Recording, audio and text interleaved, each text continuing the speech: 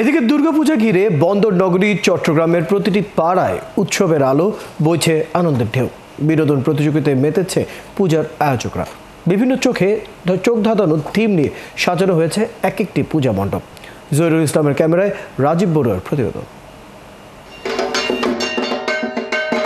শরতের আকাশে কাশফুল দোলাচ্ছে, বাজছে ঢাকের বাদ্য।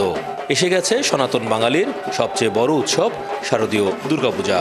চট্টগ্রাম নগরের মণ্ডপগুলো এবার রঙে সাজে আর থিমে সাজছে ভিন্ন ভিন্ন রূপে। কোথাও লোকশিল্পের ছোঁয়া, কোথাও আবার গ্রামীণ জীবনের প্রতিচ্ছবি। চট্টগ্রামের দক্ষিণ নালাপাড়ার পূজা মণ্ডপ এবার সাজছে ছৌ কলার থিমে। ছৌ নৃত্য ভারতের পশ্চিমবঙ্গ, উড়িষ্যা ও ঝাড়খণ্ড অঞ্চলের এক প্রাচীন লোকনৃত্য। লোকশিল্পের এই বিশেষ ধারায় মুখোশ পরে নৃত্যশিল্পীরা ফুটিয়ে তোলেন দেবদেবীর গল্প। এই ছৌ নৃত্যটি ইউনেস্কো কর্তৃক 2010 সালে ইনটেনজিবল হেরিটেজ অফ হিউম্যানিটি ক্যাটাগরিতে কিন্তু অন্তর্ভুক্ত হয়। তো ইউনেস্কো ব্র্যান্ডেড একটা নৃত্যকে বলতে পারেন আমরা পরিচয় করিয়ে দেওয়ার প্রয়াস নিয়েছি।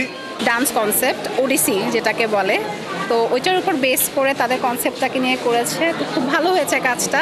ওডিশার থিম নিয়ে কখনো কেউ করে না, এটা ফার্স্ট টাইম চট্টগ্রামে। এটি মূলত আগে এরকম কখনো হয়নি, কোনো পূজা মণ্ডপে দেখিনি। এটি প্রথম চট্টগ্রামে 2025 সালে। অন্যদিকে আগ্রাবাদের একতা গোষ্ঠীর আয়োজনে গ্রামীণ জীবনের থিম। ধানের শীষ, কুড়ে ঘর, মাঠের পটভূমি, সেই সহজ সরল বাংলার গ্রাম যেন ছুঁয়ে দিচ্ছে নগরবাসীর হৃদয়।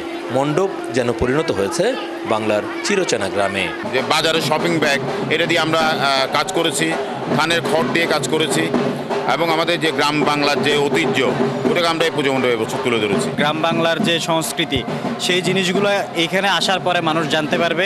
এখনের বাচ্চারা গ্রামীণ পরিবেশটা থেকে অনেক দূরে, ওরা শুধু শহরের কোলাহল দেখতে অভ্যস্ত। তো অন্তত এখানে আসলে তারা গ্রামীণ পরিবেশটা দেখতে পাবে। পূজার সাজ শুধু রঙে নয়, অনুভূতিতেও ছুঁয়ে যায় সবার মন। পরিবারের সবাইকে নিয়ে পুজো দেখতে আসছি। প্রতি বছর এই মণ্ডপের পুজোটা দেখা হয়, আর প্রতি বছর মার কাছে যাওয়া থাকে সবাই সুখে শান্তিতে ভালো থাকুক।